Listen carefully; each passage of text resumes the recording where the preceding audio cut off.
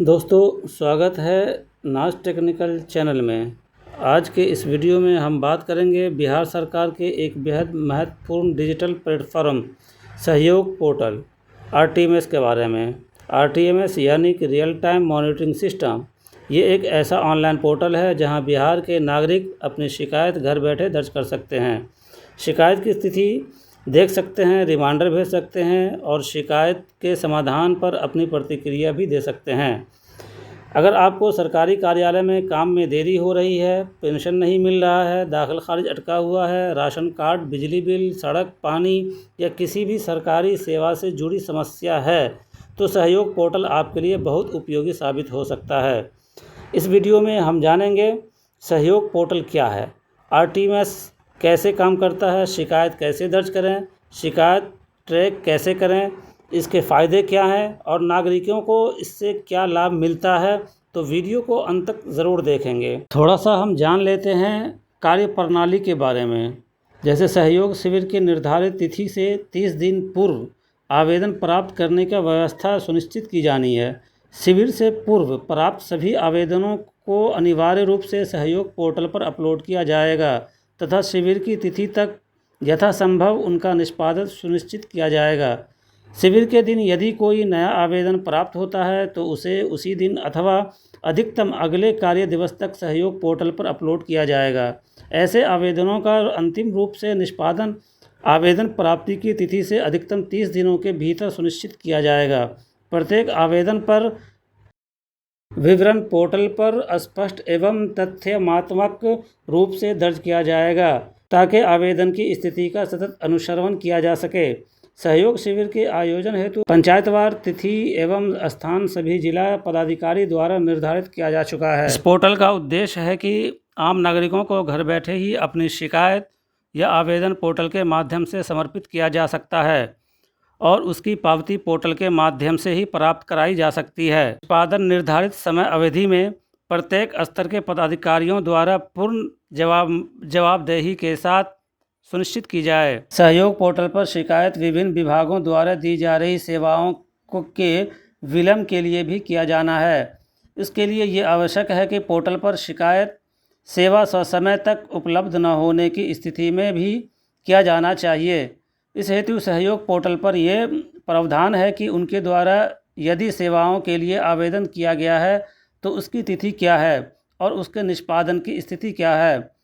उसमें यदि कोई पावती है तो उसका पीडीएफ भी पोर्टल पर अपलोड किया जाना होगा। जिस स्तर से शिकायत आवेदन का निस्तारण होगा, L1 अधिकारी या अग्रसारित अधिकारी उनकी लॉगिन में आवेदन प्राप्त होने के उपरांत अधिकतम 10 कैलेंडर दिवस के समय सीमा निर्धारित है। आवेदन निस्तारण के लिए संबंधित पदाधिकारी के द्वारा 10 दिनों के भीतर ये शिकायत आवेदन का निस्तारण कर उसे अपलोड कर दिया जाएगा या आवेदन से संबंध में भी की गई कार्रवाई, निर्गत की गई नोटिस आदि को सूचना वेबसाइट पर अपलोड कर दी जाएगी। अन्यथा 10 कैलेंडर दिवस के उपरांत उनके विरुद्ध स्वतः कारण परीक्षा पोर्टल पर निर्गत हो जाएगा, जिसका उत्तर संबंधित पदाधिकारी द्वारा उसी पोर्टल पर समर्पित करना होगा। संबंधित पदाधिकारी 20 दिनों के उपरांत पुनः उस आवेदन के संबंध में उसके निस्तारण, नोटिस, सुनवाई इत्यादि की अद्यतन रिपोर्ट पोर्टल पर अपलोड करेंगे। यदि 20 दिनों के बाद भी आवेदन लंबित है और कोई भी कार्रवाई प्रतिवेदन पोर्टल पर अपलोड नहीं किया जाता है तो 21वें दिन पोर्टल से उक्त पदाधिकारी को पुनः द्वितीय कारण परीक्षा प्राप्त होगा, जिसका उत्तर पुनः पोर्टल पर ही समर्पित करना होगा। तो चलिए अब हम जानते हैं कि इसका उद्देश्य क्या है। अब सवाल आता है कि आखिर सरकार ने ये सिस्टम क्यों बनाया, उसका उद्देश्य क्या है। तो पहला ये है कि समय पर शिकायत निवारण, यानी कि सरकारी सेवाओं में देरी को कम करना। दूसरा है पारदर्शिता बढ़ाना, यानी कि नागरिक खुद अपनी शिकायत की स्थिति ऑनलाइन देख सकते हैं। तीसरा जवाबदेही तय करना, यानी कि कौन अधिकारी शिकायत दे रहा है उसका रिकॉर्ड रहता है। चौथा है नागरिकों को सशक्त बनाना, अब आम जनता बिना किसी बिचौलिए के अपनी बात सरकार तक पहुंचा सकती है। नंबर 5, डिजिटल गवर्नेंस को मजबूत करना, यानी बिहार सरकार प्रशासन को ऑनलाइन और आधुनिक बनाना चाहती है। अब आप लोग सोच रहे होंगे कि किस समस्याओं का शिकायत हम कर सकते हैं। तो सहयोग पोर्टल के माध्यम से आप कई प्रकार की शिकायतें दर्ज कर सकते हैं, जैसे कि राजस्व विभाग में दाखिल खारिज में देरी, भूमि विवाद, जमाबंदी, इसी तरीके बहुत सारी चीज़। इसी तरीके सामाजिक सुरक्षा, वृद्धा पेंशन, विधवा पेंशन, दिव्यांग पेंशन, इसी तरीके है राशन कार्ड में नाम को जोड़ना, कार्ड नहीं बनना, गलत जानकारी, यही सब। उसके बाद है बिजली विभाग, बिजली बिल समस्या, ट्रांसफार्मर ख़राब, बिजली कटौती या बिजली रीडिंग से संबंधित भी आप शिकायत कर सकते हैं।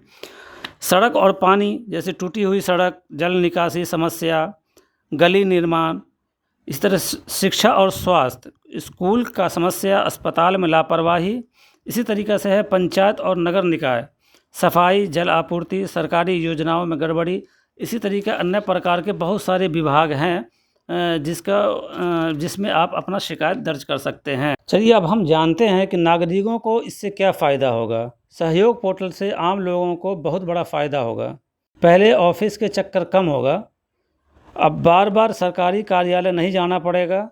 नंबर 2, समय की बचत, घर बैठे शिकायत दर्ज कर सकते हैं। नंबर 3, पारदर्शिता, हर स्टेप ऑनलाइन दिखाई देता है। भ्रष्टाचार की कमी, डिजिटल रिकॉर्ड होने से गलत काम छिपाना मुश्किल होता है। नंबर 5, सीधे सरकार तक पहुंच, नागरिक की आवाज़ सीधे संबंधित विभाग तक पहुंचती है। चलिए अब हम जानते हैं कि सरकार को इससे फ़ायदा क्या होगा। सिर्फ जनता ही को नहीं, सरकार को भी इस सिस्टम से फ़ायदा मिलेगा। नंबर 1, विभाग की मॉनिटरिंग आसान होती है। सभी विभागों की शिकायतों की स्थिति एक ही प्लेटफॉर्म पर देखी जा सकती है। नंबर 2, लंबित मामलों का डेटा मिलता है।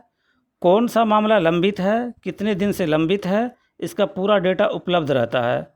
नंबर 3, अधिकारियों की कार्य कुशलता देखी जा सकती है। कौन अधिकारी कितने मामलों का निस्तारण कर रहा है, उसकी समीक्षा कर रहा है। नंबर 4, प्रशासन अधिक उत्तरदायी बनते हैं। जवाबदेही तय होने से प्रशासन अधिक पारदर्शी और उत्तरदायी बनता है।